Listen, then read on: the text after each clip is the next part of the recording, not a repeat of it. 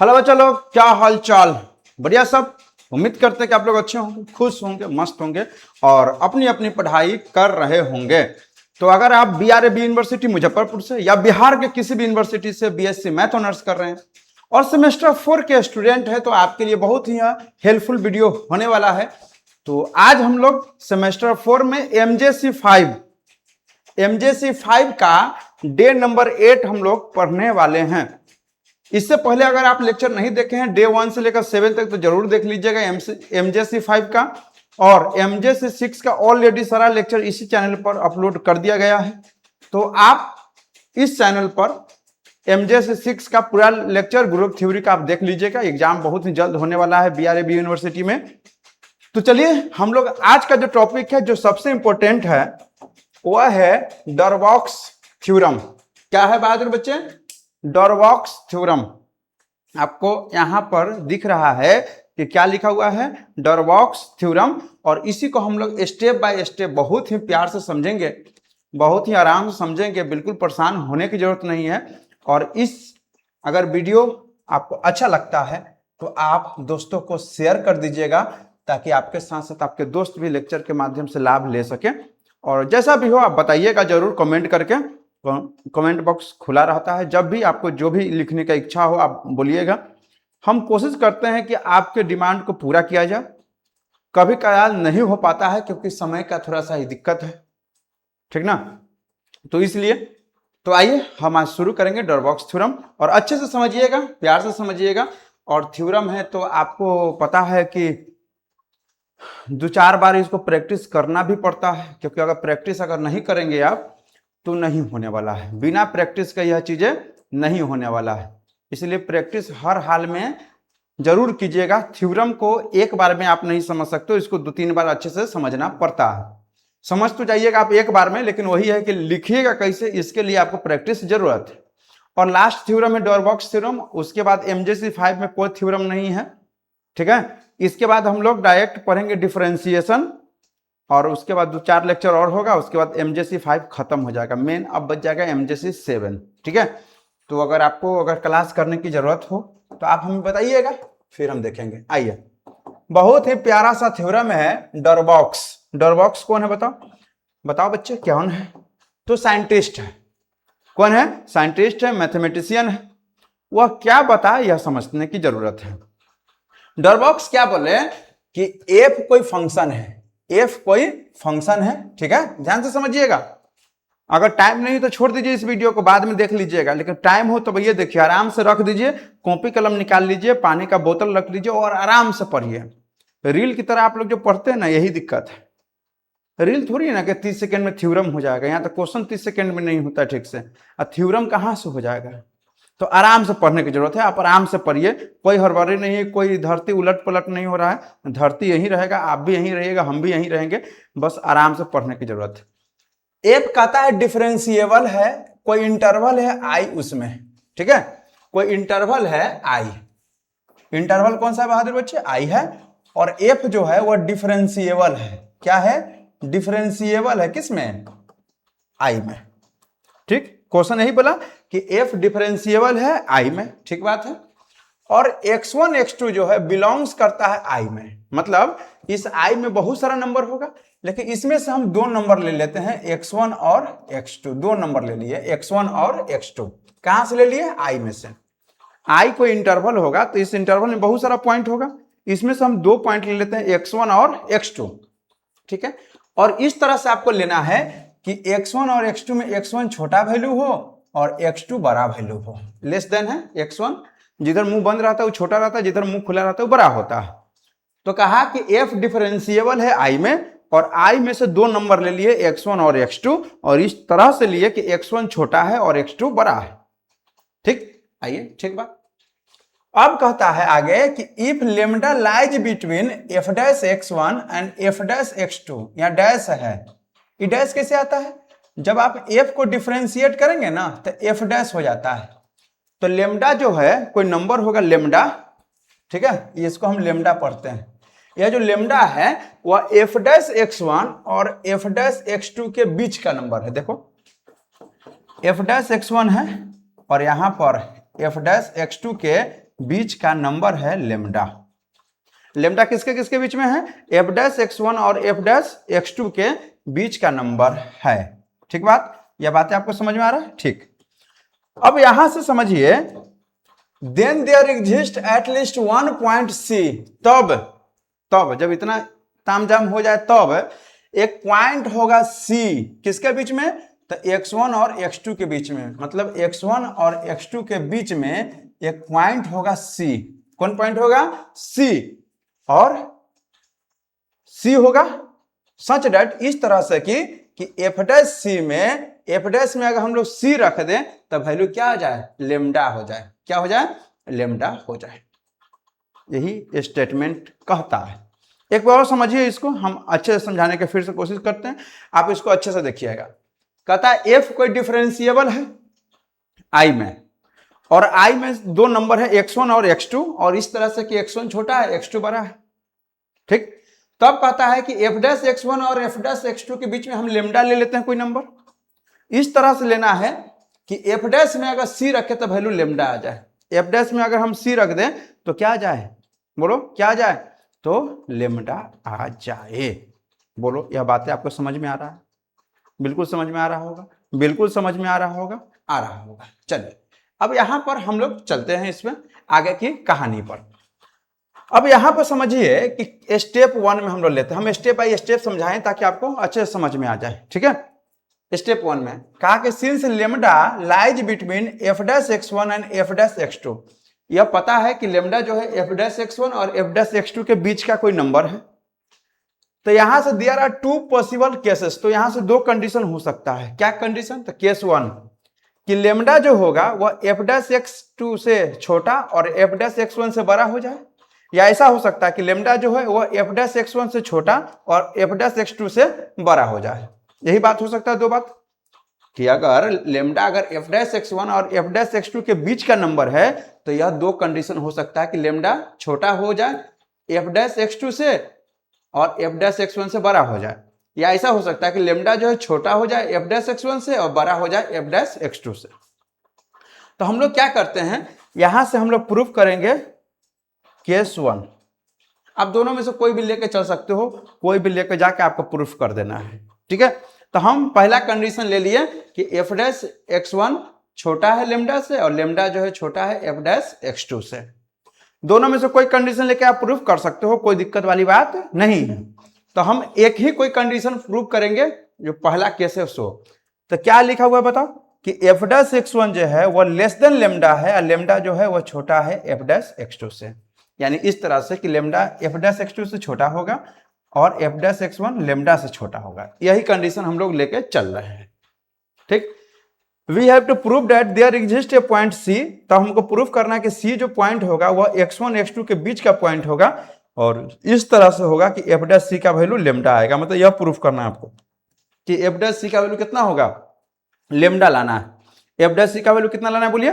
तो लेमडा लाना है आपको, यह प्रूफ करना है। ठीक बच्चा, आइए, तो स्टेप 1 यह क्लियर हो गया। फिर आगे हम लोग आते हैं स्टेप 2 में। आप एग्जाम में स्टेप 1 स्टेप 2 ना भी लिखो तो काम चल जाएगा, लेकिन यहां पर समझने के लिए हम आपको लिखा दिए हैं ताकि आपको समझ में आए। स्टेप 2 में आते हैं। स्टेप 2 में क्या कहता है देखो, फ्रॉम केस 1, केस 1 लेके चल रहे हैं हम लोग। केस 1 में क्या है? एफ डैश x1 छोटा है लेमडा से और लेमडा छोटा है एफ डैश x2 से। एक डिफाइंड न्यू फंक्शन gx, हम एक gx एक फंक्शन अपना मन से मान लेते हैं, वह कितना है? तो fx माइनस लेमडा x, यह मान के चले हम लोग कि gx कोई फंक्शन है जो fx माइनस लेमडा x के इक्वल है। ठीक, अब एक चीज बताइए, fx कैसा फंक्शन है? तो fx डिफरेंशिएबल फंक्शन है। लेमडा x कैसा फंक्शन है? यह भी डिफरेंशिएबल फंक्शन है। तो यह दो, यह भी डिफरेंशिएबल, यह भी डिफरेंशिएबल, तो दोनों को जब घटा दीजिएगा तो जो नया फंक्शन gx आएगा वह भी डिफरेंशिएबल हो जाएगा, यानी gx भी क्या हो गया? डिफरेंशिएबल हो गया। अब क्या करते हैं? डिफरेंशिएटिंग gx को डिफरेंशिएट करते हैं विथ रेस्पेक्ट टू x। करो डिफरेंशिएट, तो gx का g डैश x, f का f डैश x और लेमडा x का लेमडा हो जाएगा। तो यानी यहां से क्या हो गया बताओ? g डैश x का वैल्यू कितना आ गया बताओ? g डैश x का वैल्यू क्या हो गया? f dash x minus lambda हो गया। स्टेप 2 समझ में आ गया आपको? क्या स्टेप 2 समझने में दिक्कत है बच्चों? क्या बच्चों को दुख हो रहा है? ये सब अगर दुख हो रहा है तो पानी वगैरह पी लीजिएगा, ठीक है, दूध काजू रख के दूध पी लीजिएगा, होगा तब, नहीं तो मेरे जैसा गरीब होइएगा तो नहीं होगा। तो पानी से काम चलाइए, पानी पी पी के बनाइए, ठीक है। अब यहां से देखिए, अब हम लोग निकालेंगे g-x1 निकालेंगे। अब क्या निकालेंगे? g-x1। इसके लिए क्या करेंगे? एट x के जगह x1 पुट करेंगे। जैसे यहां पर g-x1 है तो x के जगह हम लोग x1 रख देंगे। तो रखिए g-x1, इधर हो जाएगा f-x1, यहां लेमडा होगा, यही ना होगा। अब एक चीज बताइए कि आपको पता है कि लेमडा जो होगा वह किससे छोटा है? f-x2 से छोटा है, और एक मिनट f-x1 है ना, इससे छोटा है, इससे बड़ा है। यही बात है, यही ना मान के चले थे कि लेमडा जो है f-x2 से छोटा है और f-x1 से बड़ा है। तो देखो ना, f-x1 किससे छोटा है? f-x1 छोटा है किससे? लेमडा से। यह बात पता है आपको? तो यही चीज हम यहां पर लिख दिए। अब देखो f-x1 है और माइनस लेमडा है, तो यह जो f-x1 है, f-x1 किससे छोटा है? लेमडा से। तो एक चीज बताइए, इस लेमडा को हम इधर ले आते हैं तो क्या हो जाएगा? f-x1 माइनस लेमडा, तो लेमडा को इधर ले गए तो इधर तो जीरो बच जाएगा, जीरो बच जाएगा। तो f-x1 माइनस लेमडा के जगह पर हम लोग क्या लिख सकते हैं? Less than zero. यानी यहां से एक रिजल्ट आ गया कि g-x1 लेस देन जीरो। बोलो समझ में आ रहा है बात? नहीं आ रहा है? नहीं आ रहा है, बताओ। आ ही रहा होगा। अब क्या करो, हम g-x1 निकाले। कैसे निकाले? तो यहाँ gx था तो x की जगह x1 रख दिए। इसी तरह से हम निकालेंगे gx2। निकालिए, तो x की जगह x2 रख दीजिए। तो यहां से हो जाएगा g-x2 बराबर f-x2 माइनस लेमडा। अब एक चीज ये भी पता है आपको कि लेमडा है, यहां पर f-x2 है, यहां पर f-x1 है। इससे यह छोटा है, इससे यह छोटा है, तो लेमडा जो है वह छोटा है। लेमडा जो है, यहां पर देखो यह स्टेप, यह वाला स्टेप देखो, लेमडा जो है छोटा है f-x2 से है ये। अब एक बताओ, इस लेमडा को हम इधर भेज देते हैं, यहां तो जीरो बच जाएगा, यहां क्या बच जाएगा? जीरो। और इधर लेमडा को भेजिएगा तो f-x2 माइनस में लेमडा हो जाएगा। तो बताओ f-x2 माइनस लेमडा के जगह पर क्या लिख सकते हैं? बताओ, यह क्या है? बड़ा है ना, यह चीज क्या है? बड़ा वैल्यू है, और जीरो क्या है? छोटा है। तो इसको एक लाइन और लिख देते हैं ताकि आपको और अच्छे समझ में आ जाए। देखो ये पहले लिख लो, f-x2 minus lambda greater than हो गया, यहां पर जीरो। यह बड़ा है ना, अभी भी बड़ा है, ये जीरो छोटा है तो छोटा है। अब चलो यहां पर लिखो g-x2, इसके जगह पर हम लिख लिए greater than zero. Equation number 2 हो गया। इक्वेशन नंबर क्या हो गया? 2। अब फ्रॉम 1 और 2 को मिला दीजिए, 1 और 2 को मिलाइए तो क्या आया था? g-x 0 से छोटा है, g-x 0 से छोटा है, और g-x2 0 से क्या है? बड़ा है, यानी g-x2 0 से क्या है? बड़ा है। तो यही रिजल्ट आएगा। दोनों को मिला देंगे तो यही चीज रिजल्ट आपको मिल जाएगा। ठीक बच्चा, समझ में आ रहा है? कुछ पल्ले पड़ रहा है दिमाग में? जरूर कुछ ना कुछ तो आपको समझ में आ ही रहा होगा। आइए अब यहां से हम लोग स्टेप 5 में अप्लाई करेंगे एक्सट्रीम वैल्यू थ्योरम। क्या चीज? Extreme value theorem. क्या होता है एक्सट्रीम वैल्यू थ्योरम? तो कहता है सिंस g इज डिफरेंशिएबल, तो डिफरेंशिएबल होगा तो इट इज कंटिन्यूअस होगा। जो फंक्शन डिफरेंशिएबल होता है वह निश्चित रूप से कंटिन्यूअस भी होता है, लेकिन जो कंटिन्यूअस होता है वह डिफरेंशिएबल जरूरी नहीं कि हो भी सकता है और नहीं भी हो सकता है। Therefore g is continuous on closed interval x1 x2। देखो अगर g डिफरेंशिएबल है तो वह कंटिन्यूअस भी होगा x1 x2 के बीच में। Hence by extreme value theorem g attains its minimum value। अगर कोई फंक्शन अगर g कंटिन्यूअस है x1 x2 में तो g attains मतलब जी प्राप्त करेगा, अटेंस मतलब प्राप्त करता है minimum value on x1 x2, यानी x1 x2 के बीच में कोई एक पॉइंट जैसा होगा, ऐसा होगा जिस पॉइंट पर वह क्या होगा? मिनिमम वैल्यू प्राप्त करेगा। कौन? g होगा। तो let the minimum value occur at x equal to c पर जो है वह मिनिमम वैल्यू प्राप्त करेगा। कौन? तो g। एक बार और समझ लीजिए इसमें कहा क्या।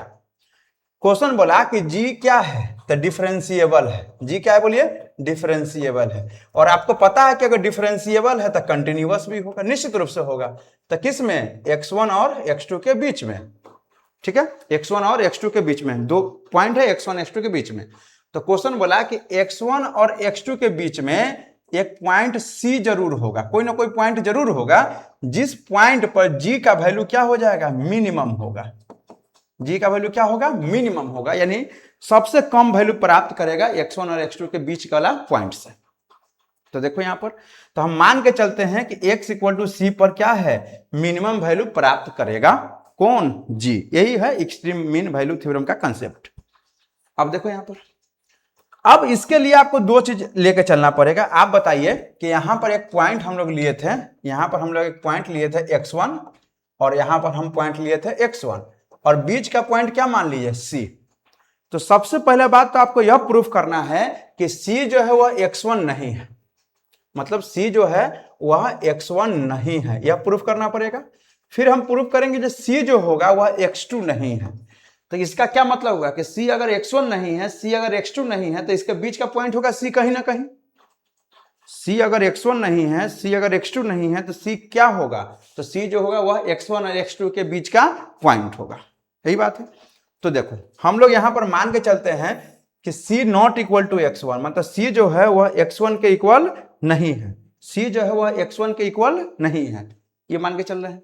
आप याद कीजिए क्लास 10th में पढ़े हुए है कि √3 अपरिमेय संख्या, √3 अपरिमेय, तो जबरदस्ती हम लोग मानते थे कि ना परिमेय है, जबरदस्ती। और जब रिजल्ट गड़बड़ आता था तो हम लोग कहते थे ना हम मानिए गलत लिए थे, यानी वह √3 क्या होगा? अपरिमेय संख्या ही है। अपना गलती हम लोग मान लेते थे और कह देते थे कि ना वो परिमेय न होगा, अपरिमेय होगा। तो देखो यहां प्रूफ करना है कि C का वैल्यू x1 नहीं है, लेकिन हम लोग जबरदस्ती मानेंगे कि C का वैल्यू x1 है, और जब रिजल्ट गड़बड़ आएगा तो हम लोग कह देंगे कि ना C x1 के बराबर नहीं है। We know that g dash x1 less than 0। हम लोग जानते हैं कि g dash x1 किससे छोटा है? 0 से छोटा है। इक्वेशन 1 में देखो, इक्वेशन 1 में, इक्वेशन 1 में, इक्वेशन 1 में g dash x1 0 से छोटा है, तो g dash x1 0 से छोटा है, ठीक है। By the definition of derivative g dash x1, अच्छा g dash x1 differentiable, differentiability का आप फॉर्मूला पढ़े होइएगा, क्या ऐसे होता है? यहां पर fb माइनस f है, fb माइनस f है डिवाइड में b माइनस a है ना, limit h tends to 0, left hand derivative निकालते हैं या राइट हैंड डेरिवेटिव निकालते हैं?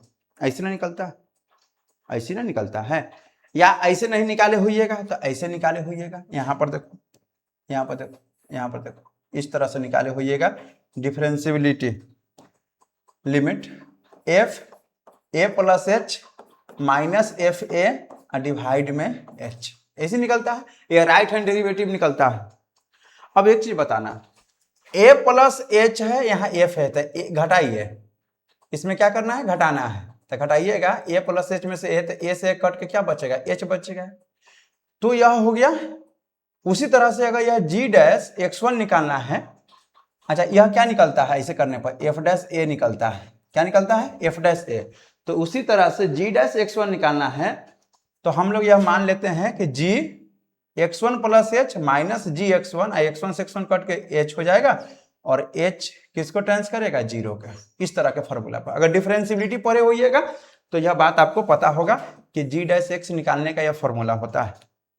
क्या होता है? g dash x1 limit h tends to 0, g x1 plus h minus g x1 by h, x1 plus h में से x1 घट जाएगा तो सीधे h, वही डिवाइड में h लिखा हुआ है। यह हो गया g डैश x1 का वैल्यू। और आपको पता है कि g डैश x1 किससे छोटा होता है? 0 से। तो g डैश x1 0 से छोटा होता है, तो यह g डैश x1 का वैल्यू यहां से रख दीजिए पूरा, यह बड़ा पूरा लिख दिए, लिमिट हटा दिए, इतना लिख लिए, तो यह जो वैल्यू होगा अंदर वाला वो भी 0 से क्या हो जाएगा? छोटा हो जाएगा। 0 से क्या हो जाएगा? छोटा हो जाएगा। और यहां पर बताइए कि यहां पर h क्या है? 0 से बड़ा है। h क्या है बताइए? 0 से बड़ा है। क्यों? क्यों बड़ा है बताते हैं कि x1 प्लस h, यहां पर x1 है, अगर हमको आगे जाना है तो हम लोग h लेंगे प्लस, आगे जाने के लिए तो h क्या होगा? पॉजिटिव नंबर होगा। एच क्या होगा, x1 के आगे अगर जाना है तो x1 में कुछ भी ऐड करेंगे तो एच पॉजिटिव नंबर होना चाहिए, इसलिए एच जो है वह 0 से बड़ा नंबर है। ठीक है, अब बताइए यहां से एच 0 से बड़ा है, इसको उधर क्रॉस इंटू कर लीजिए तो gx1 plus H minus gx1 less than 0 हो जाएगा। यहां से देखो, यहां से इस तरह से लिखो gx1 plus H minus gx1 less than 0, यही होगा। एच को उधर भेज दीजिए ना। अब क्या कीजिए, इस gx1 को उधर भेजिए तो कुछ ऐसा रिजल्ट आ जाएगा, यही ना आ जाएगा, यही आ जाएगा। अब एक चीज बताओ, एक चीज बताओ, क्या बताना है आपको कि gx1 जो है, gx1 जो है वह मिनिमम वैल्यू, बोला कि x1 पर क्या हो रहा है, मिनिमम वैल्यू प्राप्त होता है। क्या चीज होता है, मिनिमम वैल्यू प्राप्त होता है, लेकिन gx1 प्लस h इससे भी छोटा नंबर आ गया। x1 पर मान लेते हैं कि अगर मिनिमम वैल्यू प्राप्त होता है, x1 पर क्या प्राप्त होता है, मिनिमम वैल्यू प्राप्त होता है। क्यों, क्योंकि अभी हम लोग यह लेके चले थे डिफिनेशन में कि c x इक्वल टू सी पर, x की जगह यहां पर x इक्वल टू सी पर क्या होता है, मिनिमम वैल्यू प्राप्त होगा। मिनिमम वैल्यू मतलब उससे कम नंबर किसी पर नहीं आएगा, और यहां पर c का वैल्यू हम लोग क्या माने हुए हैं, x1, यानी x1 पर मिनिमम वैल्यू आना चाहिए। तो x1 पर मिनिमम वैल्यू आना चाहिए, लेकिन इस x1 से भी छोटा नंबर आ गया x1 प्लस एच, क्योंकि x1 प्लस एच पर जो वैल्यू है छोटा है gx1 से। x1 पर आना चाहिए मिनिमम, लेकिन उससे भी कोई दूसरा वैल्यू है x1 प्लस एच, उस पर जो वैल्यू है इसके वैल्यू से भी छोटा आ रहा है। मतलब x1 पर मिनिमम वैल्यू नहीं आया, मतलब गलत बात आ रहा है। x1 पर मिनिमम आना चाहिए, लेकिन x1 पर मिनिमम नहीं आया, बात क्या हो गया, गलत। यह बात गलत क्यों हुआ, क्योंकि हम लोग गलत मानिए लिए थे कि c का वैल्यू x1 होगा, यानी c का वैल्यू x1 नहीं होगा। But gx1 is the minimum value of g, क्योंकि gx1 क्या है, मिनिमम वैल्यू है, लेकिन यहां इससे भी छोटा वैल्यू इस पर आ गया x1 प्लस एच पर, गलत बात है। This is contradiction, therefore c not equal to x1, यानी c का वैल्यू x1 के इक्वल नहीं होगा। ठीक, यानी हम लोग यह मान के चले थे कि c का वैल्यू x1 है, c का वैल्यू x1 नहीं है, यह प्रूफ करना है, लेकिन हम लोग मान लिए कि c का वैल्यू x1 है और c पर मिनिमम वैल्यू प्राप्त होना चाहिए। c पर मिनिमम मतलब x1 पर मिनिमम वैल्यू प्राप्त, मिनिमम कहने का मतलब उससे छोटा वैल्यू किसी भी पॉइंट पर नहीं आना चाहिए, यानी c पर मिनिमम वैल्यू यानी x1 पर मिनिमम वैल्यू, लेकिन उससे भी छोटा नंबर आ गया x1 प्लस एच, उस पर जो वैल्यू है x1 प्लस एच का x1 के वैल्यू से भी छोटा नंबर है ये। तो गलत बात क्यों आया, क्योंकि हम लोग गलत मान लिए थे कि c का वैल्यू x1 है, यानी c का वैल्यू x1 नहीं है। हो गया, अब आगे चलते हैं हम लोग। अब हम लोग मानते हैं कि c का वैल्यू x2 नहीं है, तो फिर उसी तरह से सेम प्रक्रिया अपनाइए। हम लोग मान लेते हैं c का वैल्यू x2 होगा, और आपको पता है कि इक्वेशन 2 में gx2 ग्रेटर देन 0 है। देखो हम बताते हैं, इक्वेशन 2 आ जाओ, इक्वेशन 2 आ जाओ, इक्वेशन 2 आ जाओ, equation 2, equation 2, gx2 greater than 0, gx2 greater than 0। ठीक है, अब देखो यहां पर देखो, यहां पर x1 है और यहां पर x2 है, अब बीच का पॉइंट c है। ठीक है, अब देखो यहां पर हम लोग क्या करते हैं, gx2 ग्रेटर देन क्या है, 0 है ना, therefore the sufficiently small h less than 0। अब देखो x2 में हमको अगर x2 से पीछे ही आना है, आगे नहीं जाना है, तो पीछे जाने के लिए हम बोले कोई नंबर जोड़िए आप, तो जोड़ेंगे हम लोग x2 में क्या चाहिए, h, लेकिन h होना चाहिए निगेटिव है, h ऐड किया हुआ, लेकिन h क्या होना चाहिए, निगेटिव, 0 से छोटा होना चाहिए, तब ना x2 में h जोड़िएगा, यानी x2 में कोई निगेटिव नंबर जोड़िएगा तब इधर की ओर आइएगा, क्योंकि आपको पीछे ही आना है, आगे नहीं जाना है, x2 के पीछे ही आना है आपको। तो पीछे आने के लिए x2 तो ऐड करेंगे, लेकिन अगर h अगर पॉजिटिव हुआ तो x2 के बाहर चल जाएगा, लेकिन हमको आना है अंदर, तो h का वैल्यू लेस देन 0, मतलब निगेटिव नंबर जोड़ना होगा h, तो इसीलिए h क्या हो गया, लेस देन 0 हो गया। तो देयरफॉर क्या हो जाएगा, जैसे यहाँ पर कुछ स्टेप गैप है, जैसे यह लिमिट निकालिएगा, ओवरऑल करके यही ना आया, यह जो रिजल्ट आया वह लेस देन 0 आता है, तो यहां पर यह जो नंबर आएगा वह ग्रेटर देन क्या होगा, 0 होगा। क्यों ग्रेटर देन 0 होगा, इसीलिए होगा बच्चा, इसीलिए होगा यहाँ पर देखो, यहाँ पर होगा, क्योंकि यहाँ पर g डैश x2 किससे बड़ा है, 0 से बड़ा है, और gx2 का वैल्यू यही आएगा। लिमिट अगर यहाँ पर लगाते हैं, देखो यहाँ पर gx2 का हम लोग क्या लिखते हैं, लिमिट h टेंड्स टू 0, ये लिखते हैं gx2 की जगह। ग्रेटर देन 0 तो ग्रेटर देन 0, तो यह लिमिट हटा लिया, तो यह भी 0 से बड़ा हो जाएगा, होगा कि नहीं होगा। अब एक चीज बताइए, h क्या है, h क्या है बताइए, निगेटिव है h जो है 0 से छोटा तो निगेटिव है, तो ये माइनस अगर हम ऊपर लगाए तो ये माइनस में हो जाएगा, ये प्लस में हो जाएगा, यह क्या हो जाएगा, प्लस में, और यह h को हम उधर भेज देंगे तो यह h खत्म हो गया। तो gx2 यहाँ पर देखो gx2 हम रहने दिए, यहाँ पर क्या बच गया, gx2, और उधर चल जाएगा तो gx2 प्लस h, यानी gx2 प्लस h छोटा हो जाएगा और gx2 बड़ा हो जाएगा। तो gx2 क्या है, बड़ा है, और gx2 प्लस h छोटा है। या कुछ ऐसे समझिए, अगर नहीं समझ में आ रहा है तो आप ऐसे समझिए कि gx2 plus h minus gx2 है, h निगेटिव है, h क्या है, ये क्या हुआ इसको, h क्या है बताइए, h क्या है, h क्या है, निगेटिव है।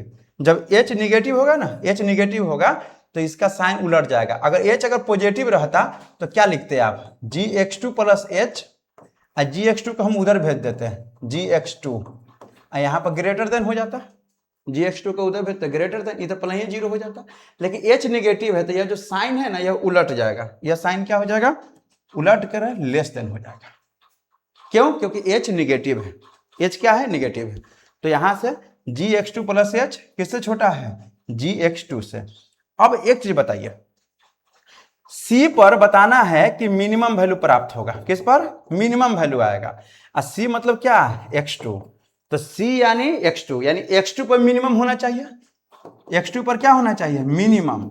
लेकिन इससे भी एक नंबर छोटा मिल गया x2 प्लस h, जिस पर वैल्यू इससे भी छोटा आ रहा है, आना चाहिए इस पर मिनिमम, लेकिन इससे भी छोटा वैल्यू तो x2 प्लस h पर आ रहा है, तो ये गलत चीज ना आ गया। यह गलत क्यों आया, क्योंकि हम लोग यह मान लिए थे कि c का वैल्यू x2 है, नहीं, c का वैल्यू x2 नहीं है। ठीक बात बच्चा, यहाँ पर देयरफॉर लिख देंगे, ठीक बात। तो यह बातें आपको समझ में आ रहा होगा, यह बातें आपको समझ में आ रहा है कि नहीं आ रहा है, बताओ। तो आ रहा होगा, यानी हम लोग प्रूफ कर लिए कि c का वैल्यू x1 नहीं है, दूसरा हमने प्रूफ करिए कि c का वैल्यू x2 नहीं है।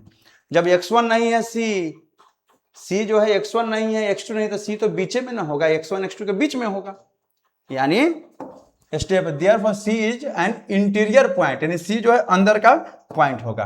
तो सिंस c जो है बिलोंग्स कर रहा है x1 और x2 के बीच में, c जो है x1 नहीं है, c x2 नहीं है, तो c जो होगा x1 और x2 के बीच का पॉइंट होगा, यानी c बिलोंग्स करेगा x1 x2। अब देखो c है, यहां पर क्या है, स्मॉल ब्रैकेट है, देखो अगर स्मॉल ब्रैकेट है इसको बोलते हैं ओपन इंटरवल, और यहां पर c बिलोंग्स कर रहा है, तो ओपन इंटरवल का मतलब है कि c अगर ओपन इंटरवल में है तो x1 और x2 छोड़ के बीच का कोई भी पॉइंट में हो सकता है। लेकिन अगर c अगर क्लोज इंटरवल में है x1 x2, तो इसका मतलब है कि c जो है x1 x2 के बीच में तो हो ही सकता है, साथ में x1 और x2 भी हो सकता है। यानी क्लोज इंटरवल में दोनों पॉइंट हम ले सकते हैं, लेकिन ओपन में दोनों पॉइंट नहीं लेते हैं, दोनों पॉइंट के बीच का पॉइंट लेते हैं। तो c जो है पहले से पता है कि x1 x2 क्लोज इंटरवल में है, मतलब c x1 भी हो सकता है, c x2 भी हो सकता है, और c का वैल्यू दोनों के बीच के भी हो सकता है। लेकिन हम लोग अभी प्रूव किए कि c x1 नहीं है, c x2 नहीं है, तो इसका मतलब है कि x1 x2 के बीच का होगा, यानी x1 x2 छोड़ दीजिए तो ओपन इंटरवल में आ गया। ओपन इंटरवल में पॉइंट नहीं लेते, दोनों के बीच का पॉइंट होगा। अब यहां से अप्लाई करेंगे फेरमेट थ्योरम। क्या चीज, फेरमेट थ्योरम। क्या होता है Fermat theorem, g has minimum at the interior point c, g जो है मिनिमम होगा इंटीरियर पॉइंट c पर, यानी c जो होगा वह इसके बीच का पॉइंट होगा, x1 x2 के बीच का पॉइंट होगा।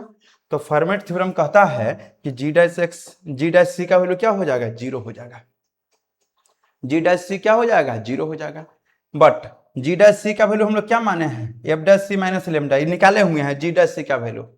तो g डैश c की जगह रख दीजिए f dash c minus lambda, अब बराबर में 0 है तो 0 हो गया, लेमडा को उधर भेज दीजिएगा तो f डैश c का वैल्यू लेमडा हो जाएगा, f डैश c का वैल्यू क्या हो गया है, लेमडा हो गया। और यही तो आपको प्रूफ करना था, यही क्या करना है, प्रूफ करना है, यही क्या करना है, प्रूफ करना है। बोलो, यह बातें आपको समझ में आ रहा है।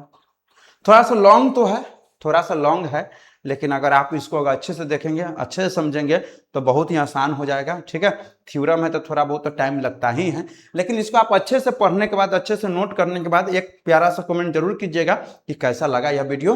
फिर हम अगला वीडियो आपके लिए अपलोड करेंगे और वहां से आप आराम से पढ़ते रहिएगा। ठीक बच्चा, मिलते हैं अगले वीडियो में, तब तक बाय बाय।